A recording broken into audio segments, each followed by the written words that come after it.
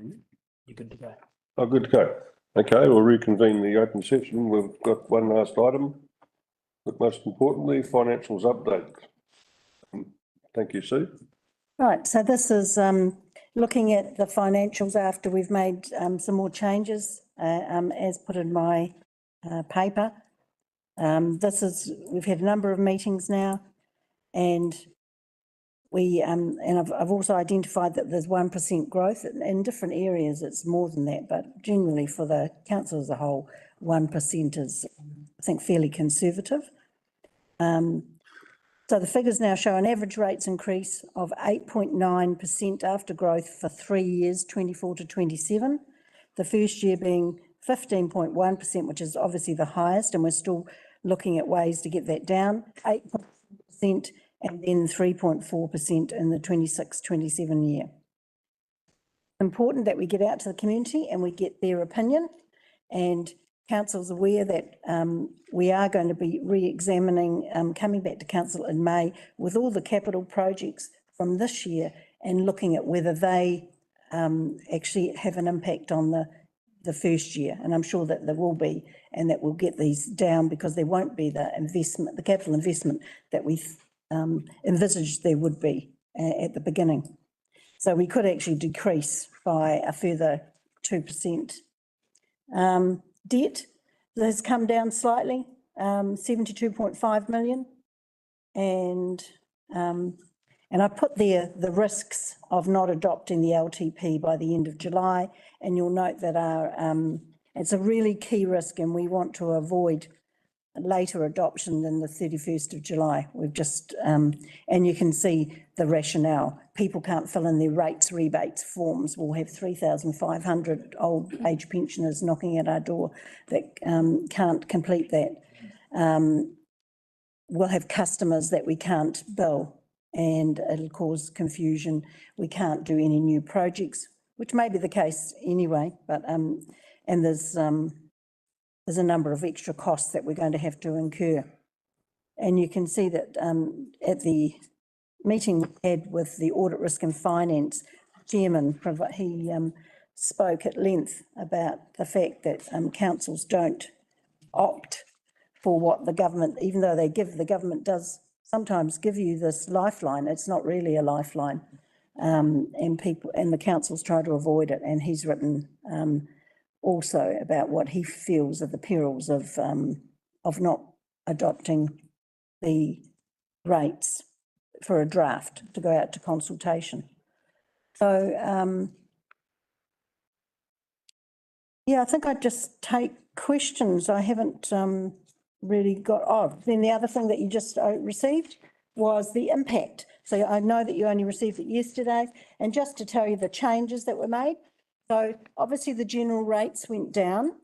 What we had found was that the stormwater calculations had been incorrectly put in. So you'll see that some, when we've gone back to look at how they are not equalised. Stormwater has never been equalised. The way that that's calculated is the operational costs are the same, but capital costs are different for each area. So that's been corrected. Never decided that, did we? No, I think that's always what it's been, though. It hasn't been. And when I did put up equalisation, which was 3 years or so ago, we only put up the water and the wastewater. That's right. So that is, that's something we could consider in the future. And then there also the forestry, they hadn't changed to hectares and a base. So that change has been made. You can see in the far right, before it gets to the movement, the furthest right column shows you the amount of the change per week at the moment, which is still quite a lot for some people in some areas. This is still including the new targeted rate for library and park.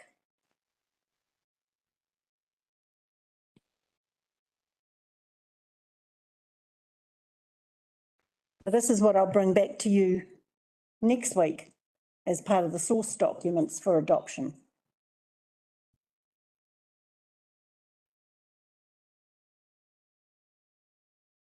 Councillor Lambeth. Through the mayor. I see great movement in that Dargaville medium house price, medium house value, land value there coming down from that horrendous 50 odd, 40, high 40 to 50%, which will be a lot more palatable, but there's cause and effect with everything. So I just want a couple of explanations on the forestry. Could you explain a little bit more on why that dramatically dropped so much when, yeah, and the other one is the Podu dairy farmers, quite an increase there. So with the forestry there, that's an example that has been used. And for that particular forestry property, my understanding is that's gone down because the hectares that it has, and that was the argument, that the hectares of forestry bear no resemblance to the land value that's being charged. So they won't have the whole of the land in forestry, or as opposed to other lots of land that are higher. It could be a very tainted example. It could be. That we've just picked one example and it just happened to be that way with that particular. Yeah, I think it's going to be really odd for all the forestry people because the land value differs to the hectares. Okay, because your land value at one end of the country to land value at the other, but although most of the forestry I think is in the north. And just on that Podu farmer one, what's caused the massive increase there? So that's increased quite a bit. I might have to email you that, but I don't know straight off, I don't think. Because we did discuss this, I think, and you did explain that the cause and effect could be the dairy farmers in some area might get a big increase.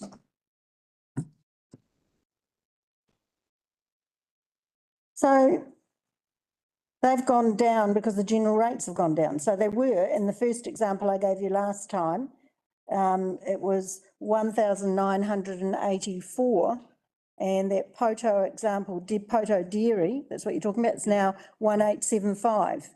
So it's gone down because general rates have gone down. But it's showing a 36% rise. Am I right? No, these are per week. So that's Yes. the amount charged per week. Per week. So I've changed it because council asked me to take out the percentages because they were a bit false and people weren't understanding it. Okay. Go back to the forestry example, see there's no change in the land value. No, that's a mistake too. She just emailed me and said that was, what should be 1320, 1.3 million is the land. But the other figures are correct. She's reassured me. She's gone through this morning and rechecked everything. But the thing is, we're talking about a district-wide average land value increase of 54.4%. If there was no change in the land value, well, then obviously the rates would come down. Yes, correct. But there is a change in the land value. Councillor Paniora, I think, is next, followed by Councillor Naya. Yeah, thank you through the chair. I'm still grappling with the increases in most of the Dargaville properties based on these $1,100 a year. Is the greatest increase out of any of the other areas or values, and then you look at $1.5 million property in Mangawhai and it's only increasing by $11 a year. Yeah. There just has to be some more work done around that. Are the differences that are reflected, the impact of the latest QVs have a major impact on those? Yes, and I think I showed that to you last time, that the revaluations do have an impact. But look, I think if we get it out to the community, they can have a look at it, and and they can look at, they've got some options. We've put some new targeted rates in there.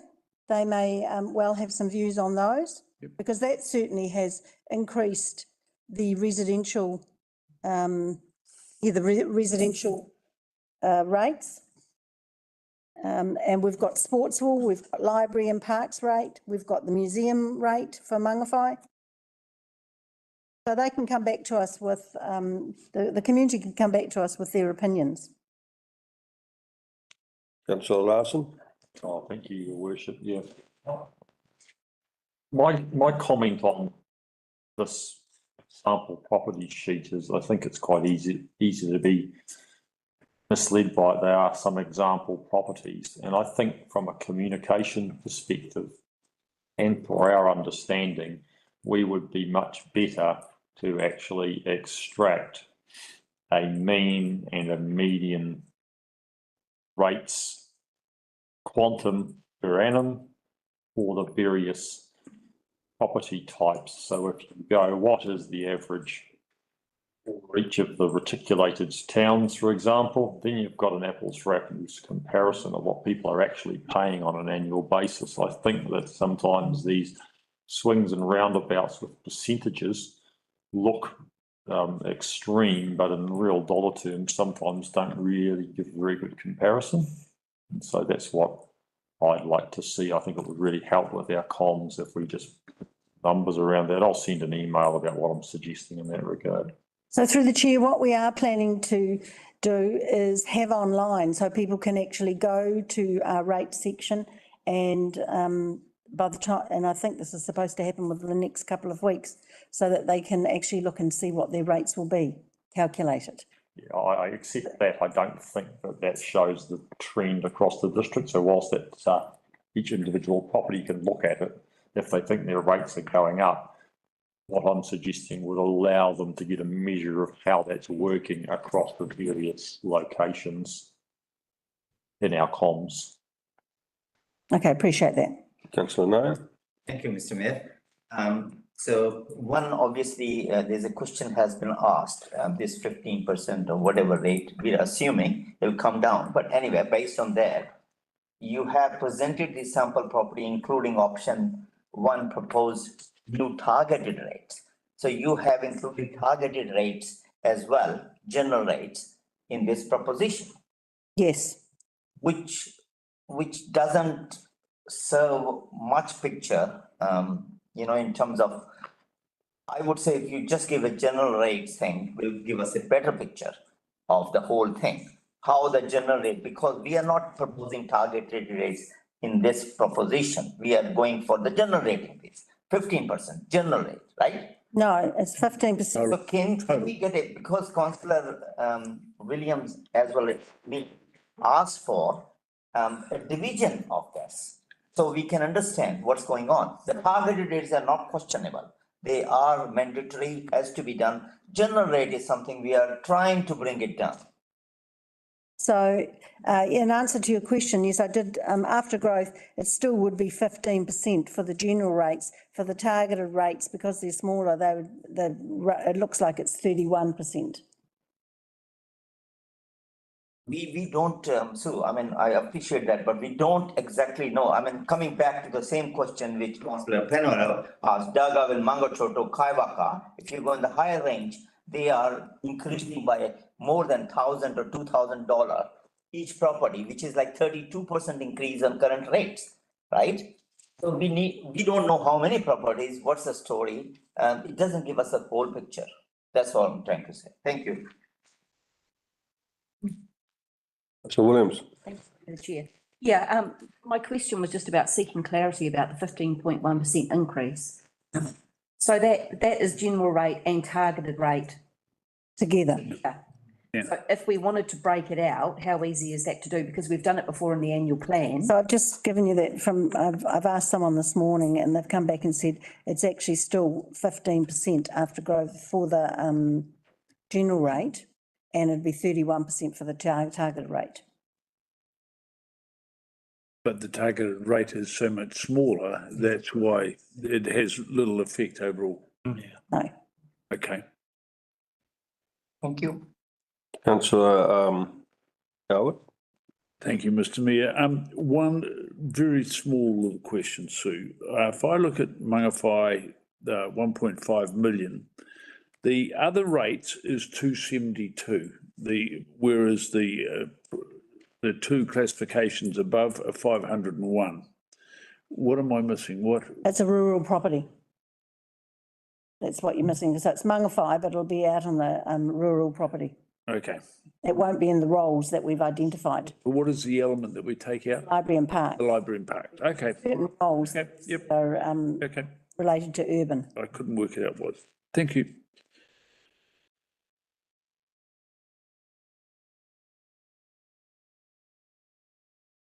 Further question?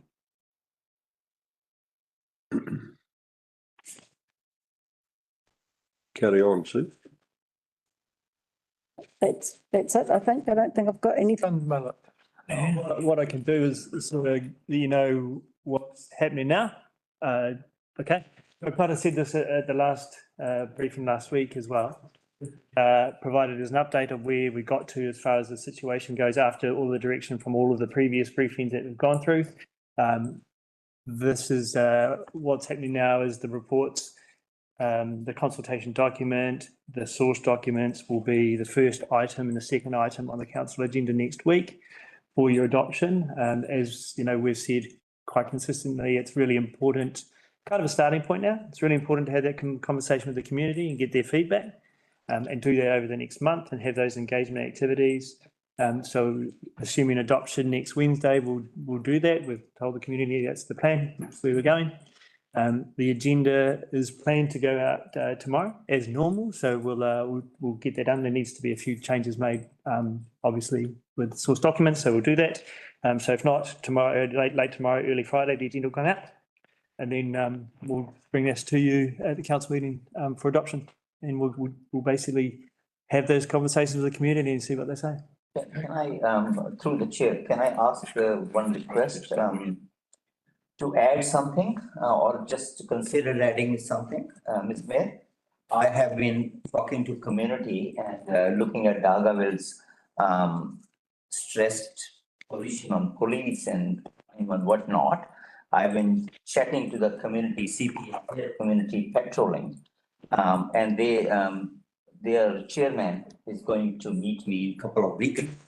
I would like to progress that and put maybe 100K to have a conversation on the possibility of having community patrolling in Dargaville.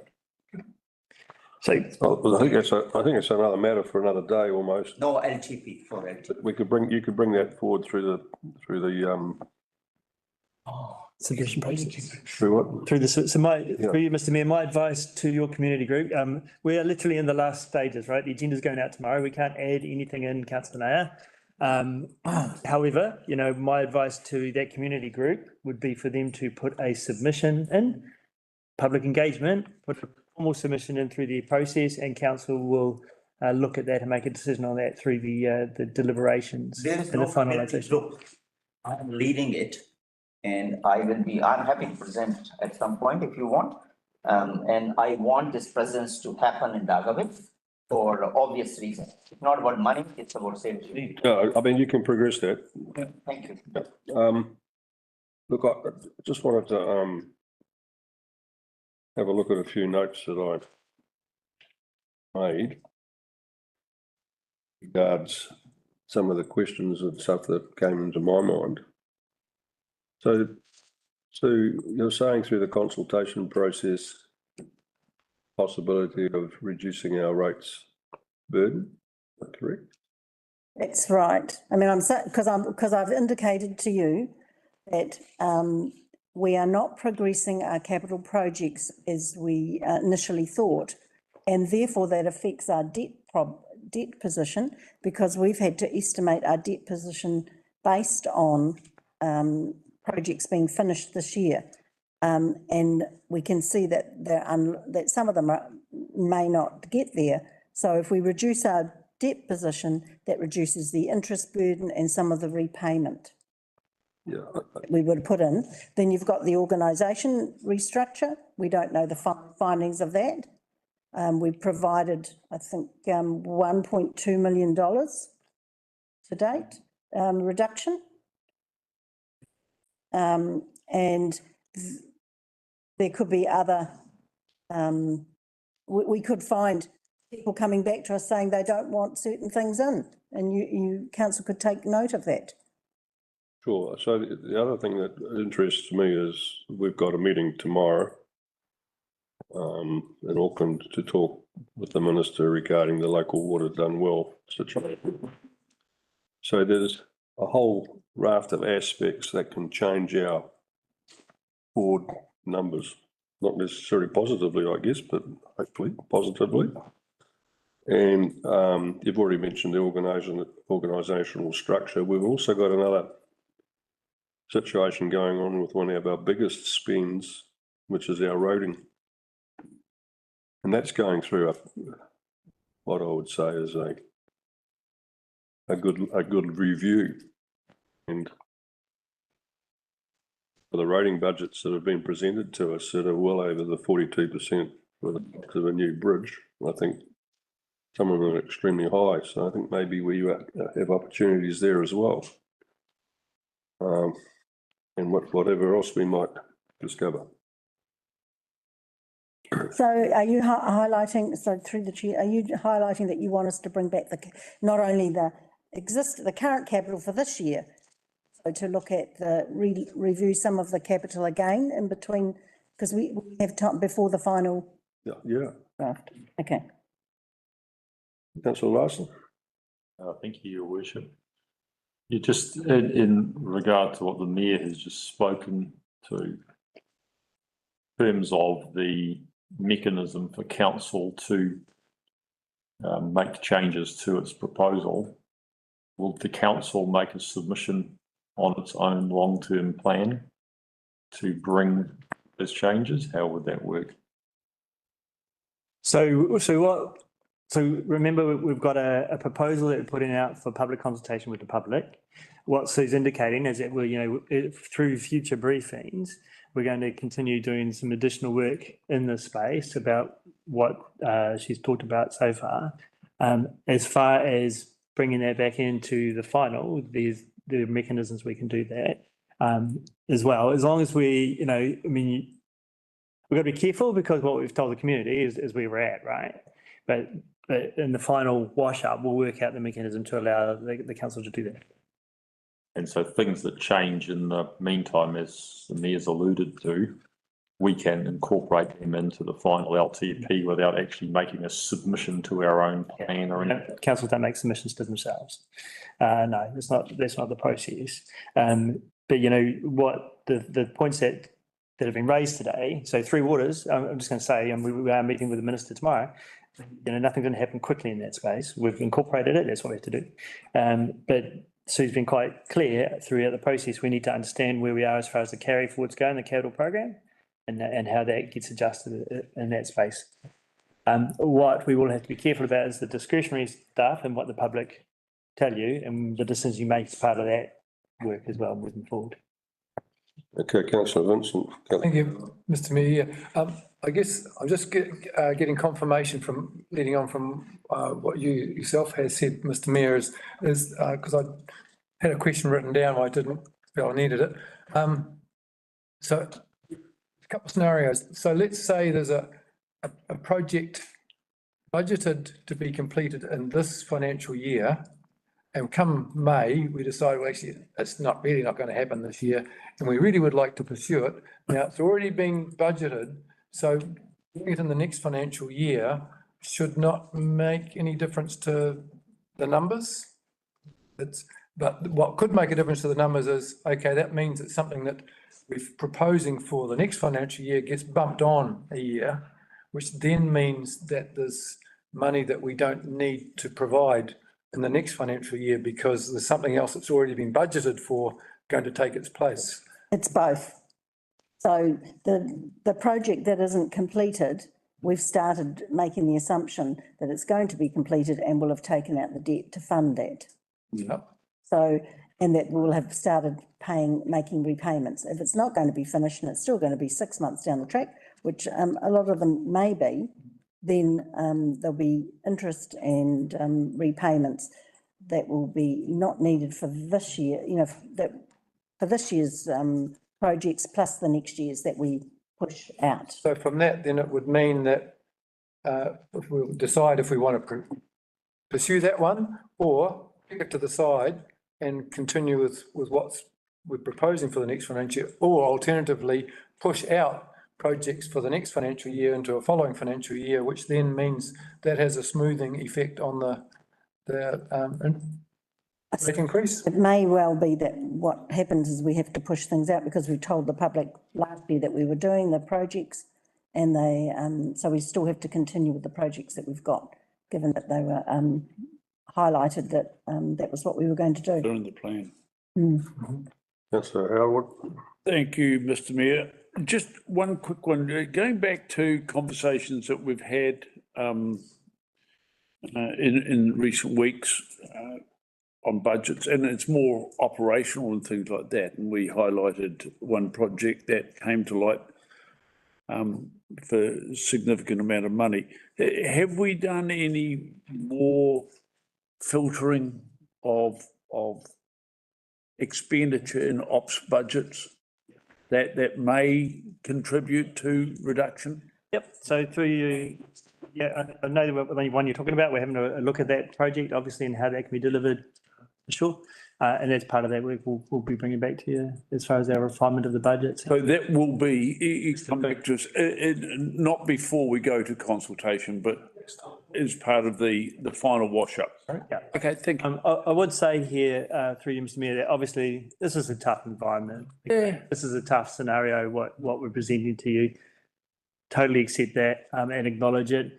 I know it's cold comfort, but we're in a space, all of us, where local government is facing these cost pressures right across the country.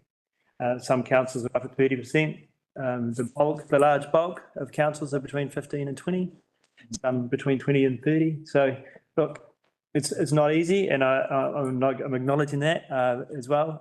It's really important, though, we're where we are now after many months of work with you. We do need to go out and listen to the community and hear from them, and then make the decisions. And in the background, like we're saying, we'll continue working hard to see what we can do in that space for you. Okay, Councillor Williams. Through the chair. Yeah, I've still got some outstanding questions that Arlen's going to come back on some things, because that may or may not make a difference to that overall. So still working in that roading space with a few things. But yeah, I would say it's really imperative with the week that we've got coming up to that meeting that we do what we can and look in lots of areas if there's things we can do before we go out for consultation to actually. Sorry, can I just be clear? Yes, I know what you're saying, but we're at a space where we can't make any changes because the agenda is going out tomorrow, right? So the consultation document is going to be finalised after the conversation we had with you last week. The numbers are finalised because we can't unalign. We need to make sure everything's lined up for that community consultation aspect. So there is no ability to change it now, is what I'm saying, with that agenda going out. But what I said, and I'll read again, we're obviously continuing to look at what savings we can make through the months that we're having ahead with our engagement process with the people. Sorry. Councillor Martin. Thank you, Mr. Mayor. Now, I just have a more practical question rather than the need to go to consult tomorrow. Councillor William made a point, and I concur with it in this respect, that tomorrow Mr. Mayor is meeting local waters done well, and there may be surprises, and we need to consider those surprises. And you're going to go with an open mind. Maybe they say, well, you work together. All those kind of things. So I think before we go for consultation, give it a reprieve for a couple of days before we get a true picture. That's my view. Sorry, Mr. Mayor. Look, can I be completely frank with you? I mean, we're meeting with the Minister of Local Government tomorrow.